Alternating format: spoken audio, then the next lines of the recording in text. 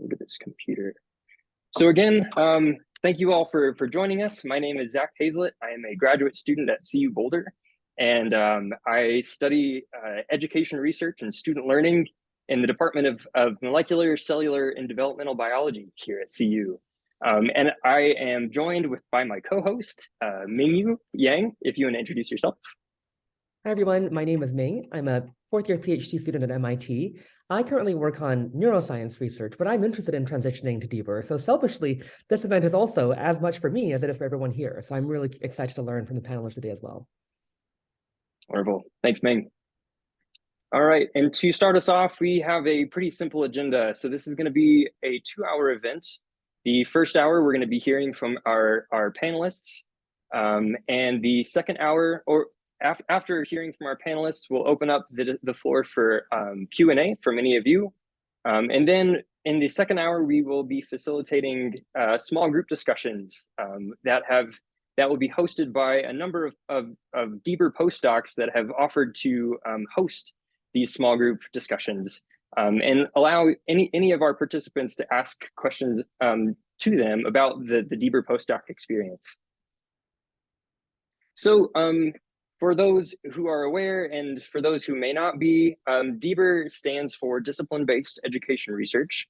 And as we can see in this figure here, DBER is the intersection of a lot of different disciplines in STEM and sometimes beyond STEM, where these disciplines will research and develop evidence-based practices that aim to enhance teaching and learning outcomes in STEM disciplines.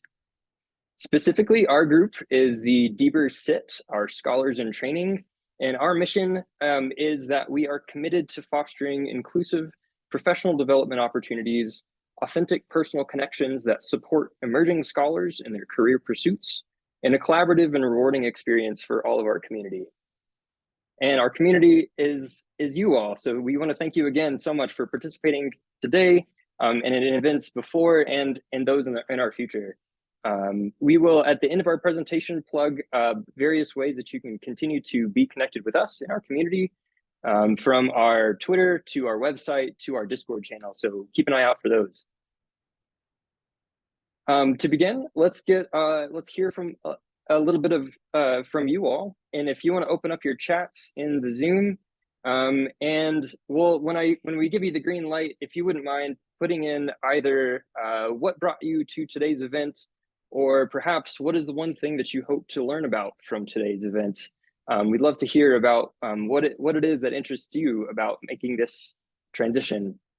So we'll give you a few minutes here, and I'll give you on the count of 3. So 1, 2, 3, go ahead.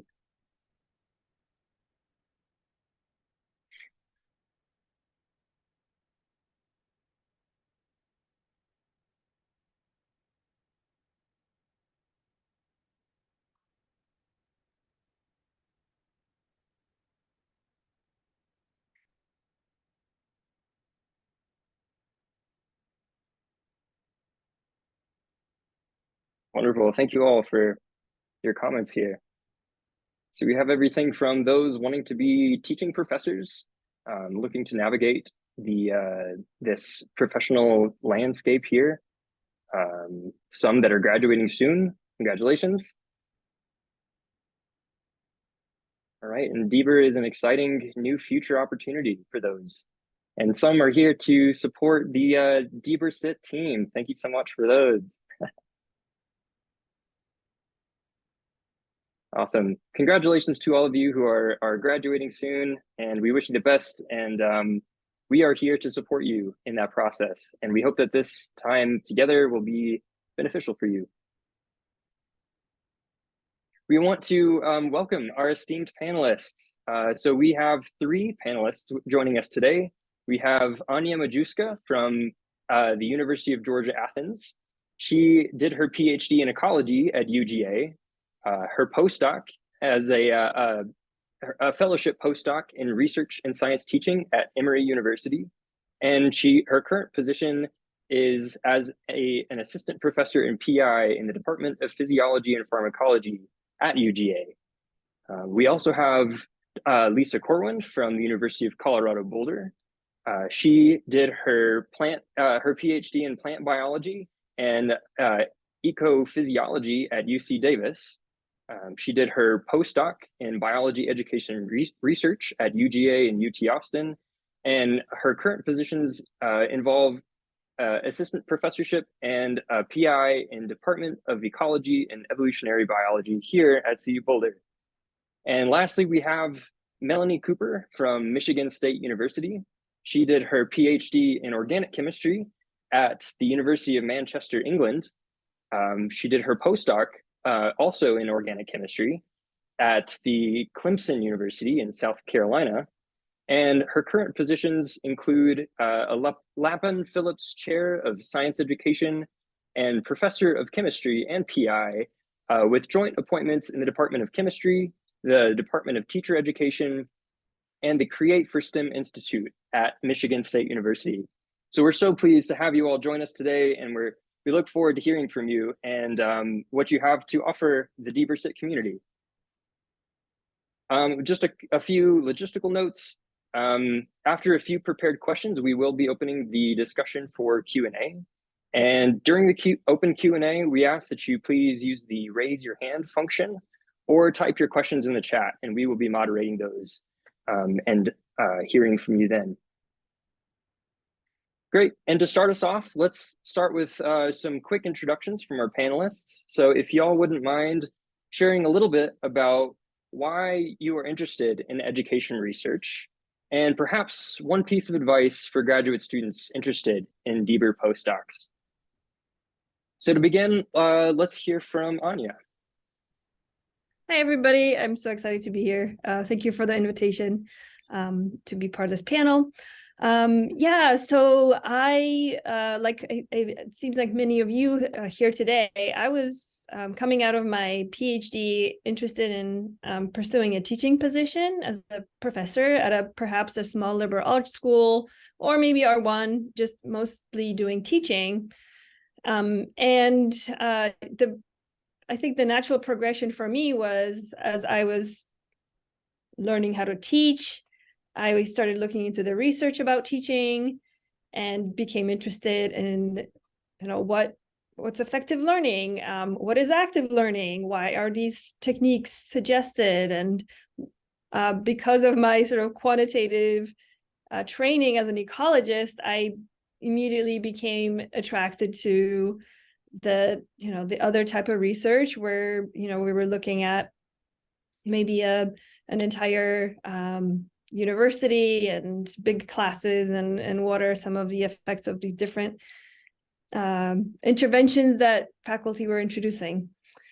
So that's how I became interested in educational research. It was a very much natural progression for me.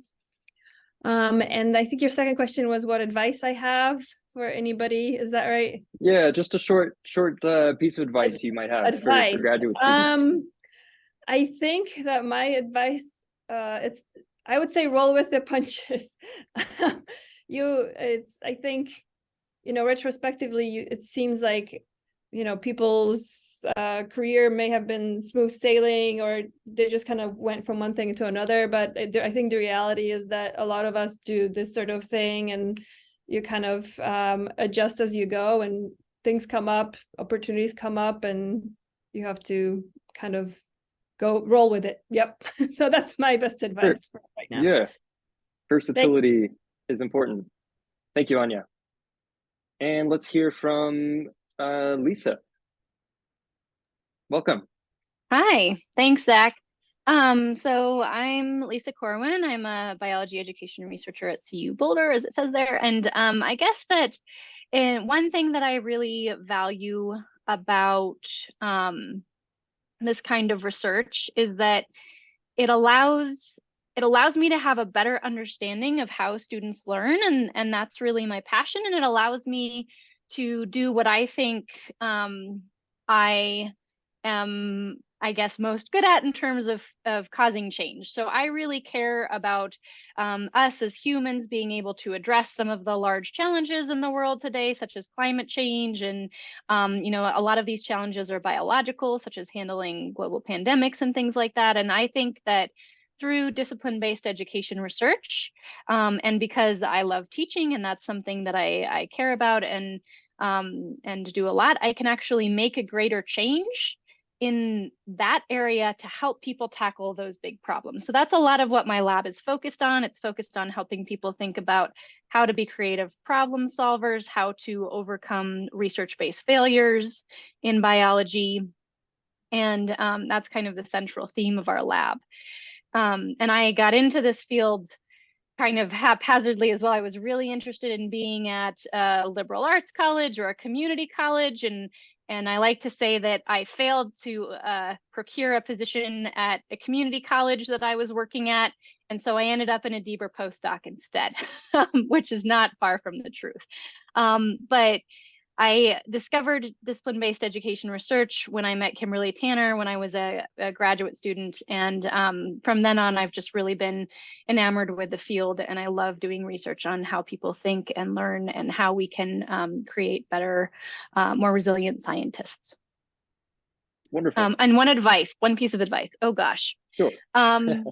I guess that if you're interested in this, I would just tell you to read and dive in and read things like Life Sciences Education and International Journal of STEM Education and all of the wonderful education journals that are out there to see what's in them and whether that resonates with you as an individual. Excellent. Thank you so much, Lisa. And Melanie, welcome. Thank you so much for being here. Hi, thank you for inviting me. I'm a little different here. I'm a chemist, and I started out a lot earlier, a lot longer ago, I think, than most of the people on the panel or certainly in the audience and on the panel. So I've been at this for a long time. I began my academic career as an organic chemist, and I will say I never had a plan. And I taught for a few years at a small liberal arts institution. And what I realized was that I actually was more interested in teaching and learning than I was in organic chemistry. And at the time, there was no such thing as DBER. And I transferred to a larger institution. Essentially, I began my academic career as what we call now, I think, a teaching professional, but I was tenure track. It was in a tenure track position, which was very unusual at the time. And so I learned everything that I know on the job. And it took me a long time. So I always say that my students and postdocs are far better qualified and prepared for DBER positions than I ever was. What interests me is I've spent almost all my career on looking at these dreadful introductory courses that put so many students off, particularly general chemistry. We've designed and implemented transformed courses, and at MSU we've been trying to transform courses across the board in all of the introductory classes, because to me that's where you can have the most impact. This is where students get cut off at the knees by unfriendly large enrollment courses. So I've spent my whole career in large research institutions, and I actually never wanted to be a teacher at a small PUI. So I'm on the other end of the spectrum here. Let's see, and a piece of advice. Yeah, I like the advice about reading and diving in, particularly if you're not familiar with the area. But another piece of advice that I would give, and I think this stems from my move to Michigan State about 10 years ago. Michigan State has a fantastic school of education, and the people in the school of education know so much. I think in DBER, we don't pay enough attention to what people already know. And a lot of us have been busy reinventing the wheel. whereas we could be, you know, moving forward. So that's my advice, is to read widely across the disciplines. Sorry. Awesome. Thank you very much, Melanie. And as you can see, you know, we very intentionally try to get a real diversity of different perspectives and experiences on the panel today. And I think we're going to be much enriched because of that. So the first question we want to pose to you now is, if you could paint the picture for us a bit about, like, what does a DBER postdoc do? So say, like, what might a day in the life of a DBER postdoc look like? And how does that compare to, say, what a graduate student's life might be like? And this time, shall we start with Lisa? Sure. I just have a quick question for you. Compared to a biology graduate student or a DBER graduate student, like, what comparison are you asking for there? I think whatever resonates most with your graduate school experience, I guess. So if you were a biology student, then we can compare with that. Yeah. Okay, great. Well, I was a biology graduate student. And I'll just say that I spent a lot of time out on a concrete slab with a whole bunch of plants as a graduate student, watering them and making sure that they didn't die. And thankfully, I did not have to do that with my study subjects as a DBER postdoc. As a DBER postdoc, I spent a lot of time crafting surveys, and I spent a lot of time actually networking to build a network that would participate in my studies. So I was contacting people. I think that the biggest thing that stands out to me between being a biology graduate student and then transitioning to DBER is just that it's people work. You work with people, you recruit people, you talk to people, you help them answer your surveys, or you do interviews with people. So when you're collecting data, it's a lot of interactions with people, which I just love. And then the analyses can look very similar. So I am an ecologist by training, and I did regressions and ANOVAs as an ecologist, and I do regressions as a discipline-based education researcher, regression and multiple regression. And those are the tools of the trade for larger data sets, especially when you're thinking about comparing, looking at gains for pre-post measures or doing quasi-experimental designs. Regressions are useful. So some of the statistics might look very similar for some of you, and qualitative research might be completely different. So one of the joys that I found in DBER was qualitative research, which are reading and interpreting and then coding, so making meaning of students' responses to open-ended questions or interviews. And it's, a delightful task to me to sit and read students' responses and try to understand what they're saying, and construct an understanding of their conceptual understanding, or construct an understanding of their motivation, or whatever construct that I'm looking at. So it's more computer work and more people work than I experienced having worked in the field or in the greenhouse quite a bit. And yeah, I guess that's how I would characterize it. That's awesome. Thank you. How about you, Melanie? Yes, all of that. I think it very much depends on who you are and what kind of project you're working on. I've had a lot of different kinds of postdocs over the years. I've had people who had DBER PhDs who moved into postdoc pretty seamlessly, and were able to hit the ground running. But I've also had people who transitioned with a more traditional PhD and were extraordinarily successful. And so I don't think that makes a huge difference. I think chemistry education is a little bit older than biology education. So there are more DBER PhD students, but there are still people who do that transition from a more traditional postdoc. And I would say that one of the things that I really want the postdoc to understand as they come in is that even with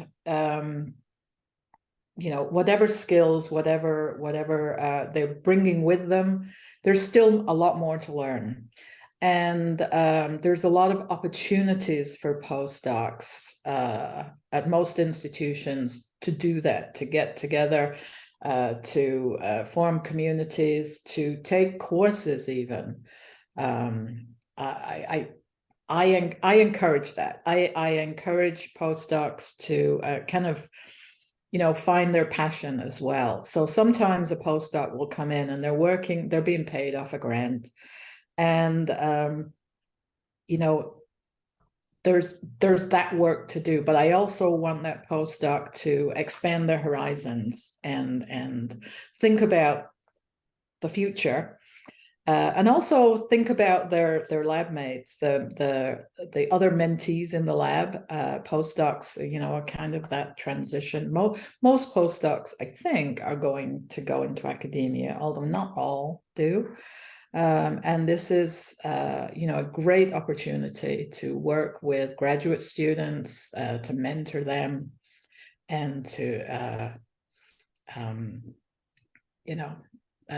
begin that next transition, even though you've only just started that first transition onto academia. So postdoc is I remember somebody telling me this, being a postdoc is just the greatest thing, because you don't have getting the PhD hanging over your head, and you don't have, well, you do. I was going to say you don't have to get funding, but that's, maybe I'll talk about that in one of the later things. But I do like postdocs before they leave my lab to have co-authored at least a proposal. But they're, essentially you're kind of free, and you can expand your horizons. So I really urge people to do that. Yeah. So I'll wrap up with that. That sounds fantastic. Thanks, Melanie. And how about you, Ania? Yeah, so just to add to what already was said, I think that it is definitely a time that it's more focused on you and what your interests are. So you can really start getting into the topics that, maybe you were introduced to during your PhD, and now you can really dive in. I think, yeah, there isn't that pressure of, oh, I have to graduate, I have to, do X, Y, and Z to do that. You switch then at some point, and you start thinking like, okay, now I have to apply for a job or for another postdoc or for a faculty position. So, you're thinking future, but I think, yeah, it's quite liberating in a way that you don't have that graduation looming. But also, I think, it depends also on the postdoc type. I did teaching during my postdoc as well. So it was not me being a TA, but me now developing a course and having a lot more say in what I was doing. Fantastic, thanks. Great, thank you, Ania. And we can move on to question 2. So we want to ask, how does one find a postdoc advisor and craft a strong application? From the perspective of one who is looking to hire postdocs, are there any green flags or red flags that you look for when reviewing applicants? So this time, let's start with Melanie. Okay. Well, how does one find a postdoc advisor? Well, a lot of people advertise. There are a lot of lists out there for each of the different DBERs. So most people, if they have a postdoc, will advertise. And I'm sure when you talk with the postdocs in the group sessions after, you'll find more particular places that would work for. I will say that it doesn't hurt to ask people, right? So, and I will, but when you do that, if you find someone out there whose work you really like, you really admire, read their papers and ask them, do you have funding for a postdoc? I mean, you still have to go through the application process, but go to conferences, network, see who's out there in the field. Is there something that really, really lights a fire under you? How about from the perspective of one who didn't do a postdoc in education research? Perhaps for those who are transitioning into a postdoc position that also come from a non-DBER background, do you have any particular advice for them? Yes, you should do the same thing. Probably the same thing. You absolutely should not say, look at an ad, apply for it, and send in the resume that you would send in for a more traditional postdoc. That's not going to get you anywhere at all. Sure. So it goes back to start to look at the field. Postdocs my postdocs are about doing research. And so if you come to me and say, I want to be a great teacher, I will say, that's great. And you can go and be a great teacher. Postdocs, I think, are about furthering the discipline, and you should have some understanding of the literature before you apply, simply so that you can make conversation, right? Mm-hmm. So go to the meetings. For example, I, originally as an organic chemist, wouldn't suddenly decide that I was going to go and do a postdoc in physical chemistry or molecular biology, for that matter, right? I was a synthetic chemist. But a lot of people tend to do that because we tend to underestimate education. Everybody has been educated, and therefore everybody can do it. Well, this is a discipline with its own literatures, and if you want to go into this discipline, then you should recognize and be respectful of it, I think. I do see a lot of applications for postdocs for people who just, send in, I'm a great bench chemist. Well, that's not very helpful. So I think do your homework is if people who haven't done that, that's a red flag for me. Sure. Yeah. Thank you. And let's hear from Ania.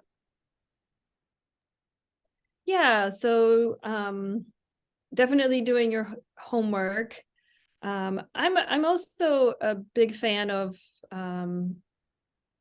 using peers for I guess getting advice on like who did they hear that might be looking for somebody soon, or to read over application materials.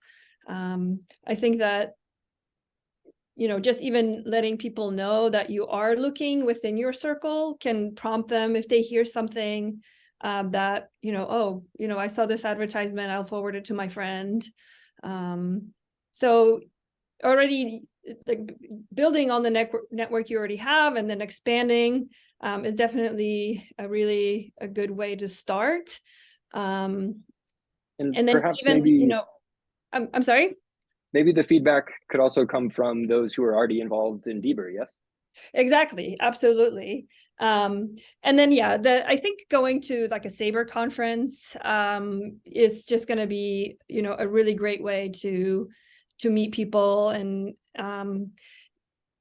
if you're maybe looking for a postdoc in a particular lab, approach the graduate student in that lab and ask how is it in that lab, and what are this type of things that you're doing in research wise, and what do you know if is the PI looking for somebody, if you're, feeling shy, let's say.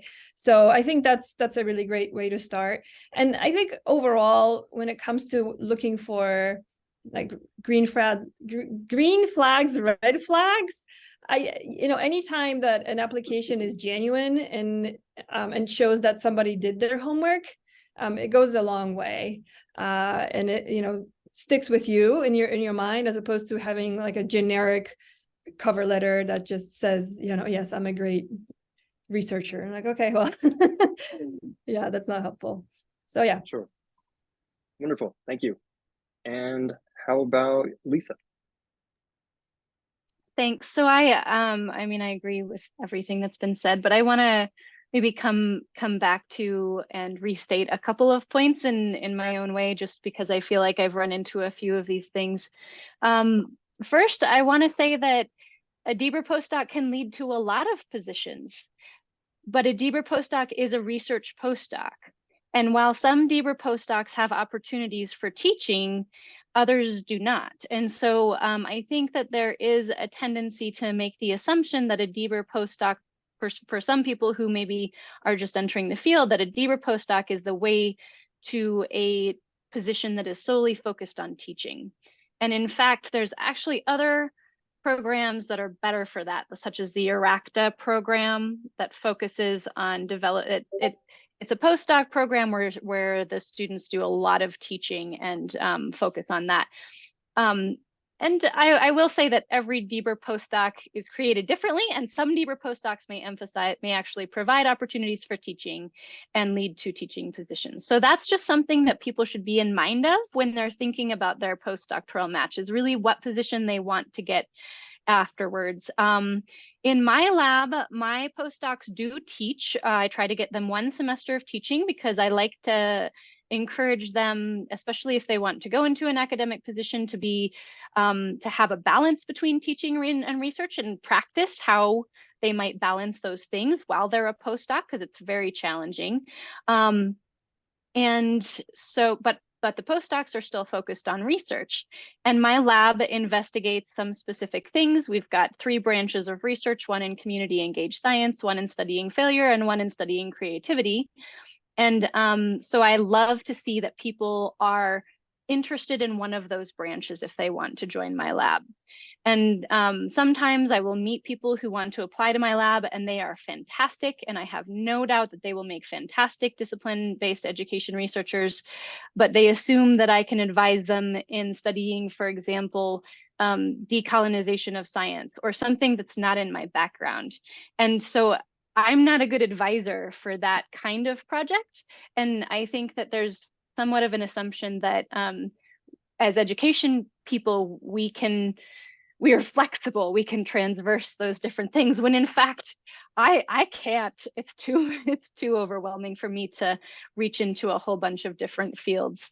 So I would just say finding an advisor whose interests really align with yours is really important, just as it is in science.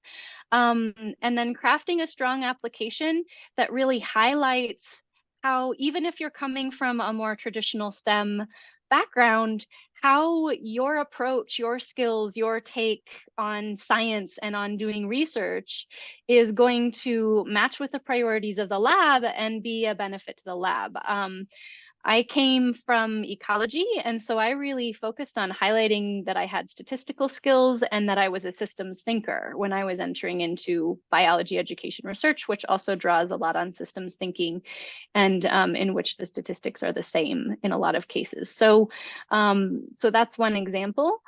And I think that I look for people who are learners. And what I mean by that is some people come in to my office when they're applying to a postdoc, and they know everything. They're telling me all of the things that they know, and they want to demonstrate all of their knowledge. And there's not a lot of room, it seems, for growth. And I am constantly growing. Everybody in my lab is constantly growing. So I look for people who have that growth disposition, where they're like, I'm curious, I don't know everything, I want to know more, and I can see the way to do that, but I recognize my own limitations. I'm very much like that, and that's something that I look for in my applicants. And if people have that, then even if they're a little bit less clear on what research questions they're interested in, if people have that disposition, then I'm far more likely to talk with them further about coming into my lab. I can see that being a trickier thing to navigate, as if you're wanting to find a postdoc position, you want to display your competency, your independence, more so than a graduate student, right? And the breadth of your knowledge. So to perhaps maybe show both of those things is would pair well together. Would that be true, Lisa? Yeah, totally. But I still look at postdocs, and maybe the other two folks who are here can comment on this, but I still look at postdocs as a position in which you're growing and learning quite a bit. And so I don't expect students to come in. I expect postdocs to come in with some cool skills that they might be willing to show the lab, but I do not expect them to come in with all the expertise and, and be the expert all the time. And honestly, Lisa, you could not have helped us transition better into the next question, Zach, if you could change slides, which is if you could tell us a little bit more, Lisa has, of course, alluded to this earlier, but yeah, what types of skills can you expect postdocs to sort of receive on the job? And also what kinds of skills do you look for that you might have sort of as an applicant? So if you could maybe speak about sort of the skills you gain on the job and the skills you expect someone to have entering as an applicant, that'd be fantastic. Maybe we could start with Ania. Sure. So I was just going to say, just reiterating what Lisa just said, which is this growth mindset for skills that here are the things that I'm coming in with. These are the things I know, and these are the things I want to learn. And I guess, maybe somebody that's doing a second postdoc, they might have a few more things that they, a few more skills that they have practiced, as opposed to somebody coming straight out of a PhD. But really, I think it's about the willingness to sit down and sometimes struggle through some of those things that, the new skills learning, attempt to solve those problems by yourselves. So I per se don't have any particular skills that I am looking for in a postdoc. I would say that, having good writing skills is a plus, but that's, I think it can, it's again something that you can continue practicing doing as a postdoc. In terms of the training on the job that somebody is going to receive is learning new methods and DBER, quantitative versus qualitative, learning if you've never done an IRB and that whole process, right? I mean, it's a whole other world. And then moving forward, looking into the future, coaching on applying for faculty positions and, from crafting a CV to good letter to a job talk, chalk talk. And I think, again, it will be sort of depending person to person. But if you've never done DBER before, or any of that research, one thing that I would consider is looking potentially for a faculty member that is maybe not the only one that is doing that sort of research in the university, but that there are a few others at an institution, so that there is a community of folks to bounce ideas off of. So that's that. Cool. Fantastic, thank you. I mean, Lisa, you've already addressed this a lot. Is there anything else you want to add to this question? Just that I think it's really helpful. So, some postdoc jobs put out that they want specific skills. And I usually do that when I post a postdoctoral position. I'll say, like, we would really like skills in, linear mixed models or, whatever we're looking for. And I think that it's important, if the job says that you need to have specific skills, to have those specific skills. I think that I expect my postdocs to be able to collaborate. That's really consistent. Collaboration is important in our lab. And I think that I also expect them to be very professional, right? So, you know, we're in a team setting. So they need to be able to work on a team, be able to be professional. And I like to see that they've completed something. So it's very important to me that a postdoc has published and that there's evidence that they've completed chapters from their dissertation.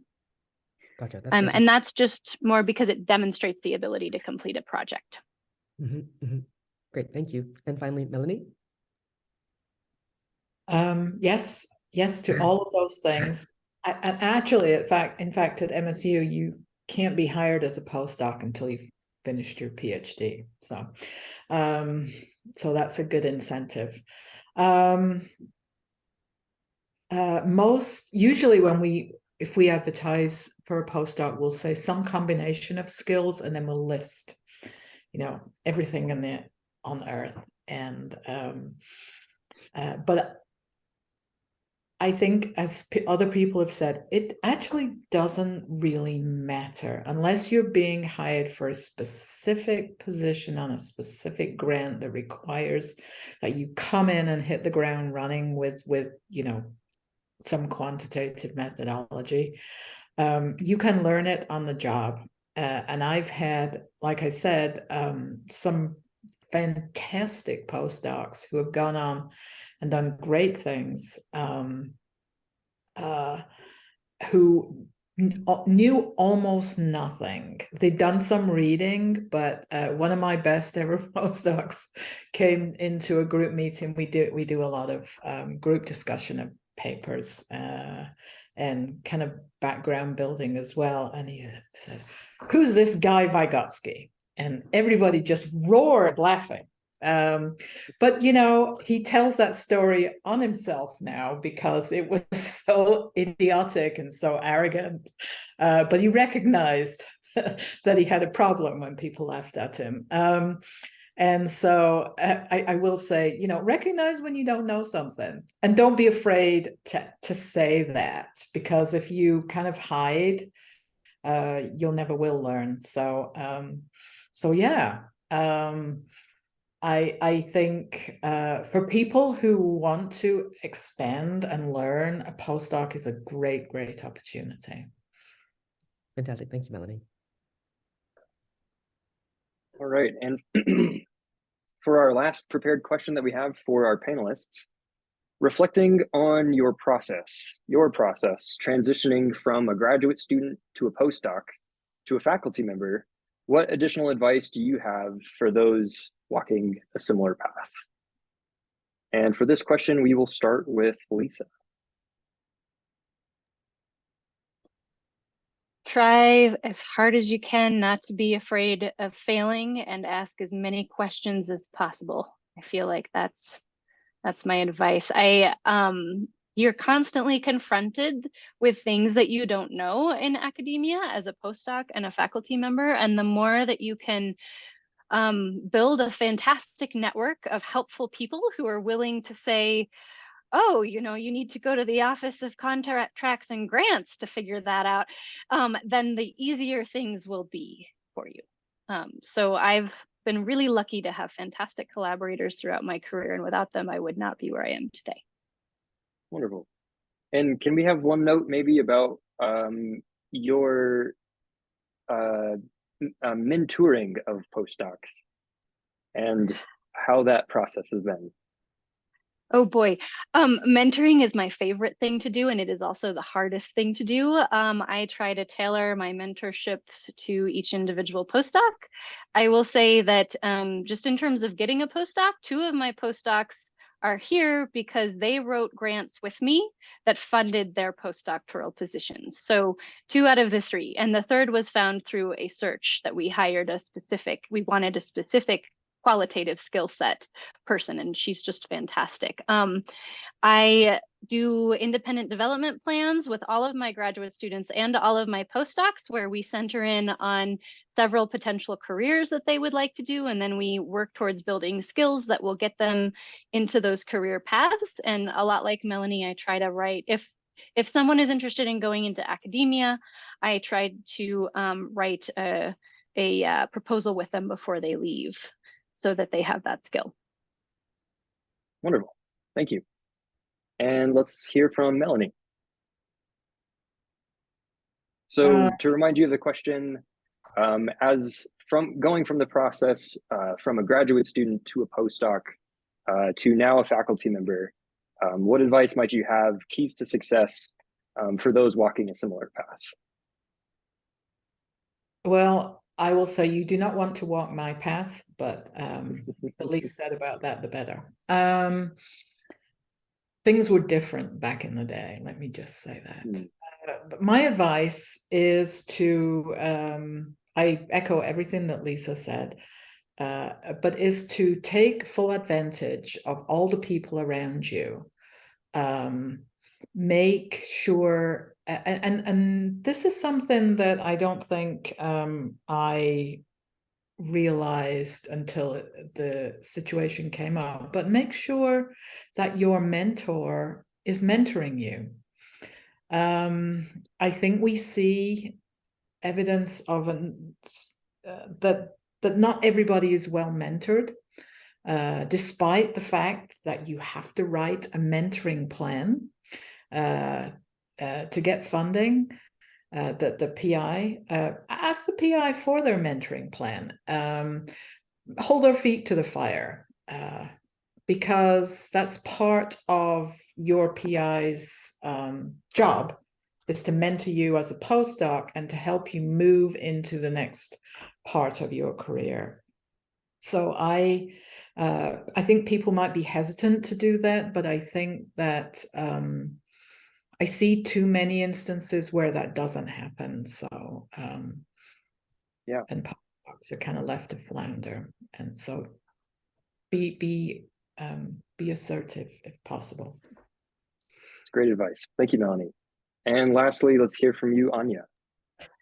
Sure. So one thing I just wanted to add was that, so in my particular case, I was restricted in where I could go for a postdoc or where I could apply for postdoctoral positions because I'm married and I have a child, and my spouse has also an academic position. And so there are often things that we are faced with. We don't all have, the freedoms to explore all the possibilities. And one thing I appreciated about my former self is sort of the patience I had to say, okay, well, this didn't work out. I'm going to just wait a little longer and try again in the future or next year. And it really came in handy when the pandemic hit, and really most of my postdoctoral experience was during the pandemic, and a lot of it ended up online and teaching online. Those things that can kind of throw a wrench in your plans. And I would say a pandemic really made me appreciate how much we need the social circle and the people around us to support us in all these different ways. So I guess I'm just echoing what was said before. Sure. But one thing that I also made I took advantage of as a postdoc was at Emory University, there is a really amazing postdoctoral office that had all of these resources and all of these support mechanisms for postdocs that are not present in other institutions. And so if that's something that you can look into and get feedback on how it is, I would encourage people to do that, because there are some really great programs out there for postdocs. And yeah, just I guess as I started, roll with the punches, because you never know what you're gonna get. Yeah, and don't do it alone too, is from what I'm hearing too. And don't do it alone. There is just no way to do it alone. Where one person, one PI, one mentor will never be able to fulfill all of those roles that we need in our life. Yeah, certainly. Fantastic. Wonderful. Thank you all very much. That was all really wonderful advice. in the 7 or so minutes left, we'd love to take some questions from the participants here. If you'd like to either raise your hand to ask the question or type it in the chat, we maybe have time to pose 1 or 2 final questions from the audience. Would you like to unshare screen, perhaps, Zach, briefly, so we can just see if anyone's Sure.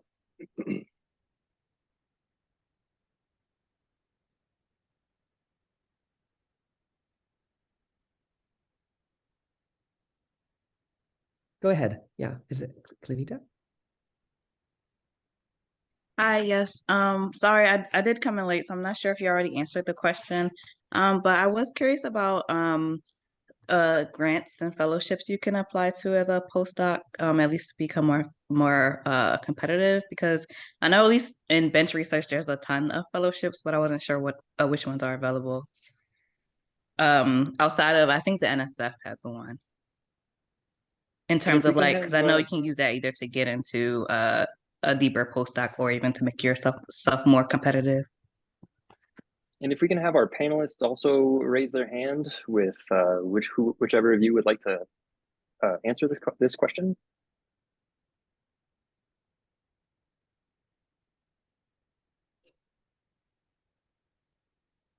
If Cleaning it sounded like you know already about the STEM Ed IPRF.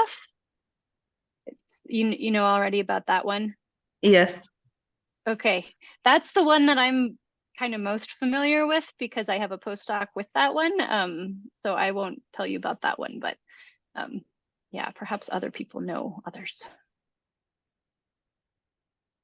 Okay, because that was just, I guess, one of my questions that I've had, at least as far as navigating a postdoc, because yeah, I come from a background in biochemistry, so I know the path people take to get fellowships and become competitive within their postdoc for a future faculty position. But I guess I'm still trying to navigate that and figure out how, I guess, you can do something similar within a deeper postdoc.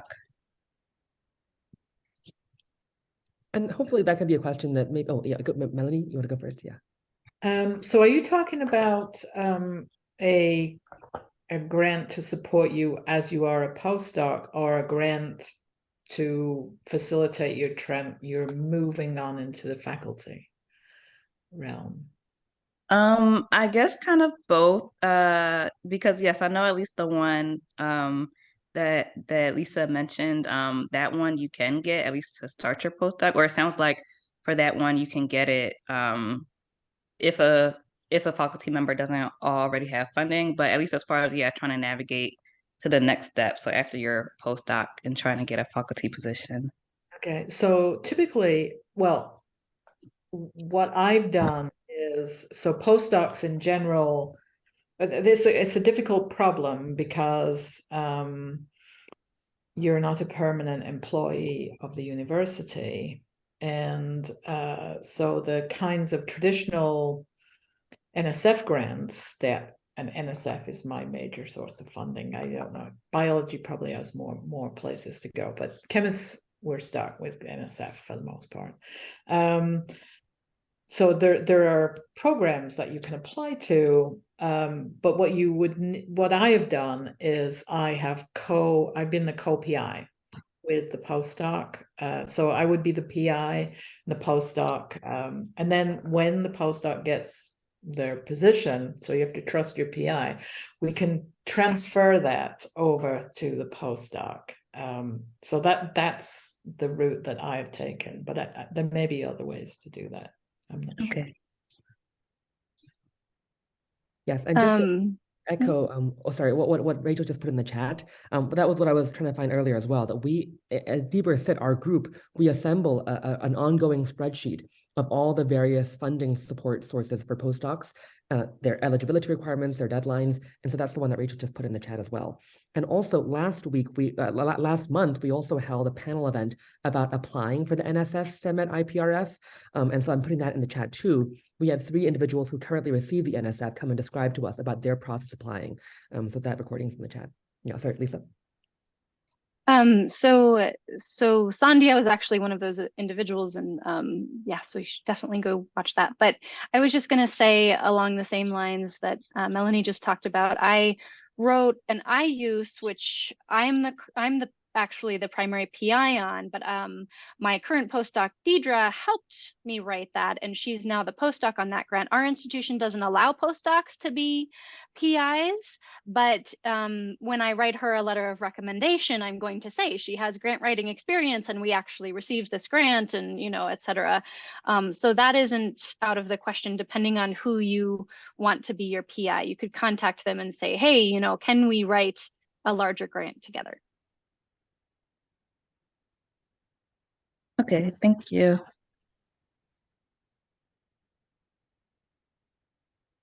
Right. Does anybody else have any questions for our panelists?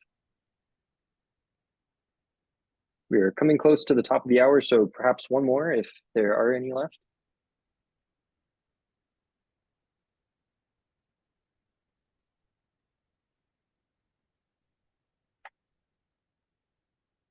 All right, and if there's nothing left, we can go ahead and transition to our second half of our panel today.